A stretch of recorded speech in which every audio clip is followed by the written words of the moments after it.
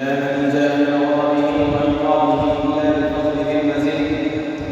أشهد أن لا إله إلا الله وحده لا شريك له، وأشهد أن سيدنا وحبيبنا ومولانا محمدا عبده ورسوله صلى الله عليه